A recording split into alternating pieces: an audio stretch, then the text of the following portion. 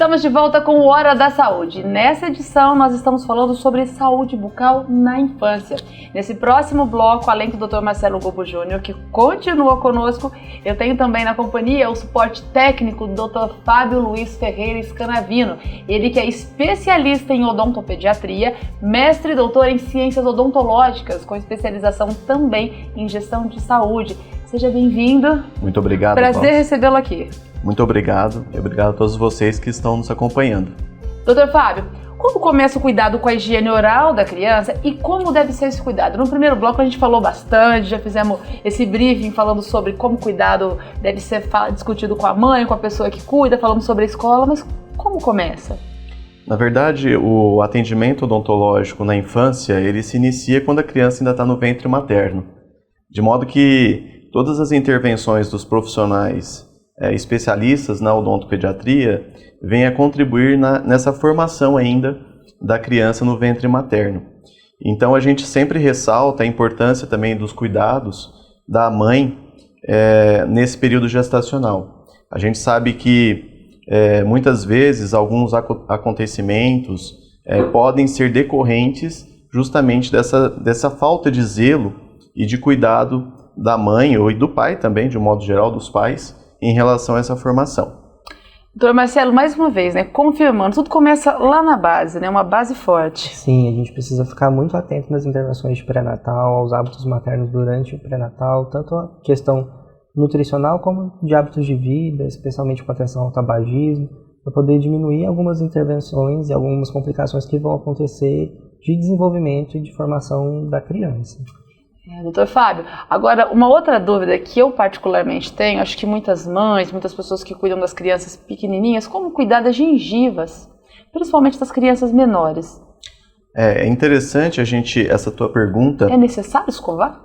Na verdade, quando irrompe o primeiro dente da criança, é importante que a mãe fique um alerta aí para as mães, porque na verdade é o momento mais propício para que comecem algumas lesões de cárie.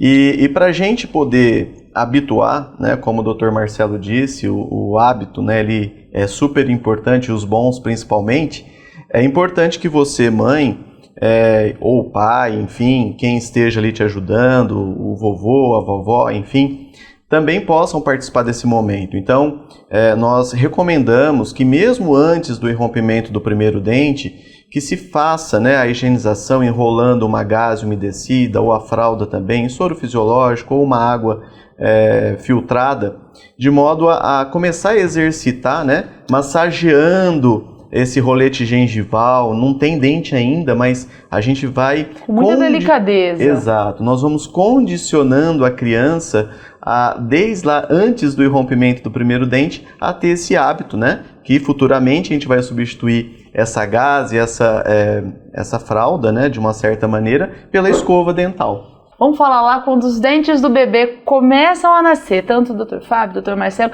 é um momento de muito sofrimento para a criança, e também sofrimento para os pais, que muitas vezes não sabem o que fazer. Quais são as orientações para esse momento, quando saem os primeiros dentinhos?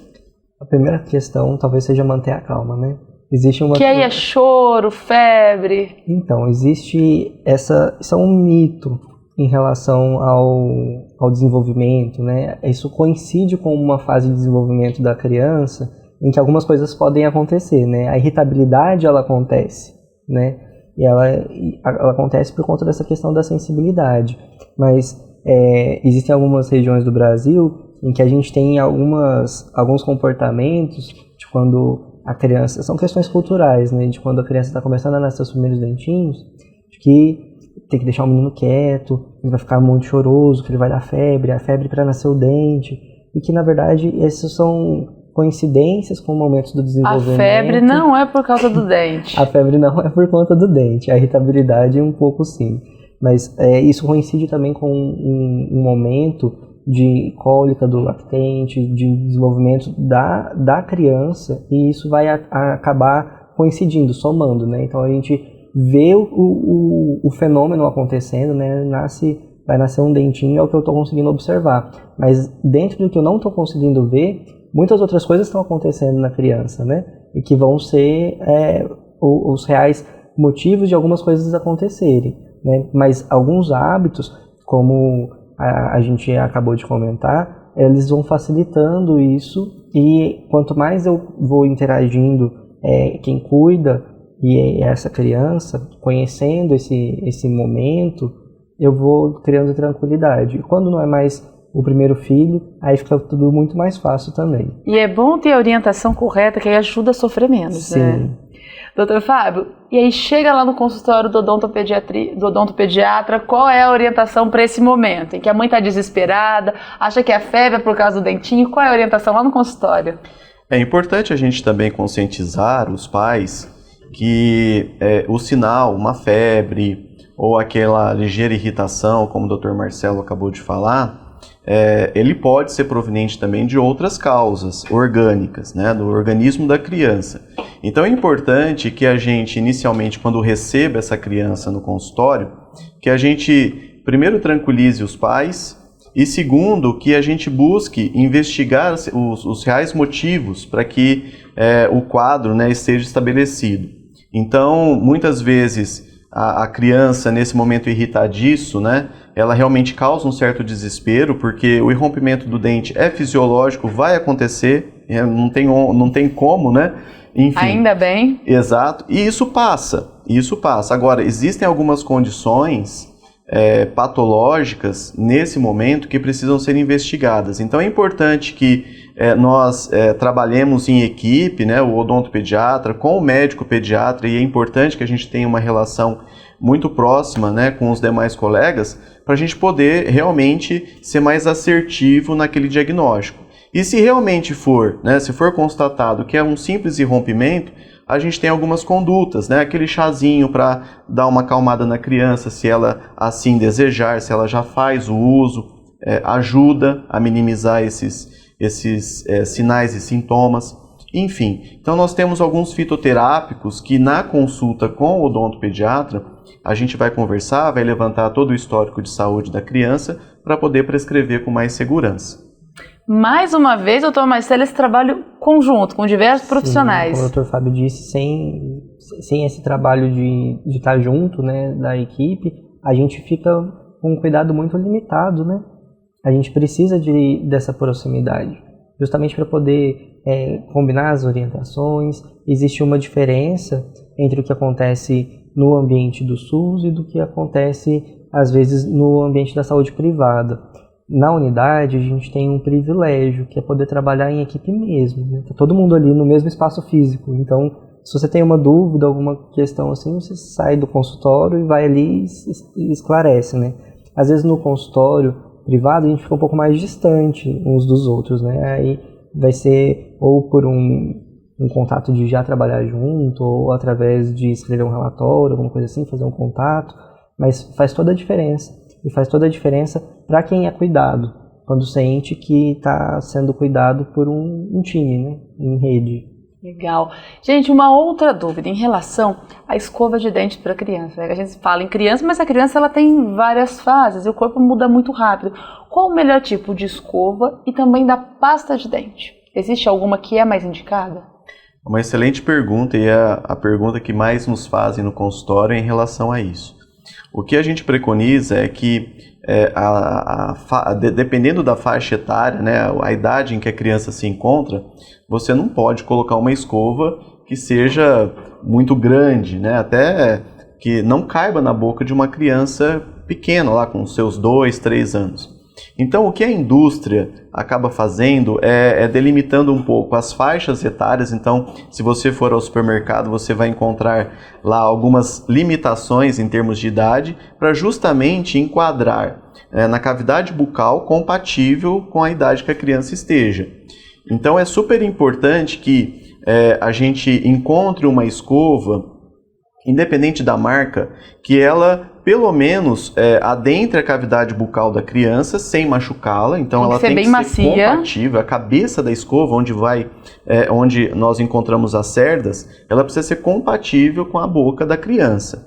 E além disso, que a gente tenha cerdas macias, extra macia ou macia, para que a gente possa, né, não ferir ou machucar a gengiva da criança, a bochecha. A criança geralmente ela acaba mastigando um pouco, né? Aquela sensação, principalmente quando os dentes... Brincando com a escova. Exato, quando os dentes estão irrompendo, geralmente ela faz uma mastigação ali, né? Vamos dizer assim. Então é importante que a gente tenha, primeiro, uma cabeça da escova compatível com a cavidade bucal da criança e segundo, que nós tenhamos cerdas macias ou extra macias preferencialmente. Porque aí não é a força que vai limpar, é o movimento correto, mais uma vez. Exato. E é importante que os pais procurem um profissional, né, um odontopediatra, para orientar, né, quais são esses movimentos mais importantes que realmente sejam efetivos para poder fazer a limpeza dos dentes, né, da criança. Então, aí é importante que a gente recorra a um profissional para passar essas orientações. Em relação ao gel, creme dental, é importante que também o profissional oriente os pais em relação a esse gel, né, essa pasta, enfim, esse creme dental. Porque a efetividade do flúor que a gente encontra nos géis e nas pastas, já é comprovado cientificamente que a gente precisa... O flúor é um coadjuvante, né, ele ajuda na prevenção da lesão de cárie. Só que eu preciso também ter uma quantidade suficiente. Então a gente diz que 1.100 ppm, e essa informação a gente vê no rótulo da pasta, seja o ideal para que o flúor seja efetivo no sentido de prevenir. Porém, a gente tem algum receio, né? Porque tem algumas crianças, dependendo do controle motor, ela acaba ingerindo muito gel ou pasta. E aí esse flúor que é absorvido pela criança, principalmente abaixo dos 6, 7 anos, pode trazer uma consequência que é a fluorose. Então alguns pais temem a fluorose, deixam de usar o flúor, mas por conseguinte a gente deixa a criança exposta à lesão de cárie. E essa fluorose? A fluorose é o excesso de flúor, né, que de uma certa maneira interfere na formação do esmalte dentário. Então a fluorose ela varia de graus, né? Então graus mais leves até aqueles mais severos, por conta dessa ingestão excessiva do flúor. Então pode prejudicar os dentes da criança? De uma certa maneira, sim. Mas, ao mesmo tempo, Gláucia, não pode ser um fator impeditivo do uso do flúor, que a gente sabe que efetivamente atua como um fator preventivo para a lesão de cárie.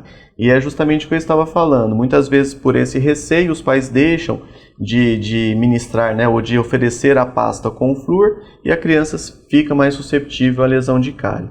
Então a gente precisa encontrar o meio termo. Esse meio termo, quem vai ajudar é o profissional, né, em verificar o risco dessa criança, em se utilizar ou não. Por exemplo, no consultório, muitas vezes a gente fala, olha, na escola, deixa um gel ou uma pasta sem o flúor.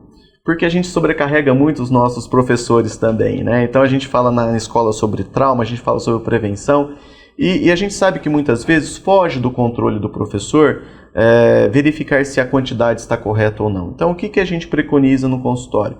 Deixa uma pasta na mochilinha da criança para fazer a higienização sem o flúor, e quando chega em casa, sob supervisão dos pais, em relação ao controle de quantidade de pasta que coloca, né, com flúor, a gente tem bons resultados. A criança não deixa de fazer a higienização na escola, ao passo que quando chega em casa, os pais orientam ali, até mesmo escovam os dentes quando a criança ainda é muito pequena, para justamente a gente evitar essa questão da fluorose. Maravilha, doutor Marcelo, mais uma vez, né, doutor Fábio mostrando por que é importante procurar um profissional especializado no assunto, porque é importante fazer as coisas da maneira correta, né? Senão acho que está ajudando, está prejudicando. Exatamente, tem que ter acesso à informação de qualidade, né? Isso é fundamental, saber captar as informações e poder aplicar na prática.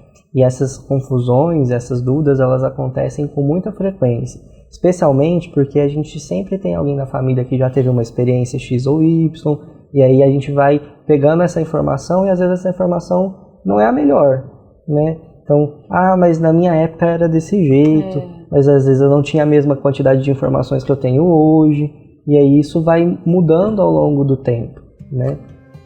E por isso que é importante você continuar aqui assistindo o Hora da Saúde, porque aqui sempre você vai ter informação de maneira correta. Dr. Marcelo se despede da gente agora. Muito obrigada, Dr. Marcelo, mais uma vez pela sua contribuição aqui no programa. É sempre um prazer, Glaucia. E a gente continua com o Dr. Fábio aqui. Depois do intervalo, a gente vai esclarecer as principais dúvidas dos telespectadores. A gente já volta, fica aí.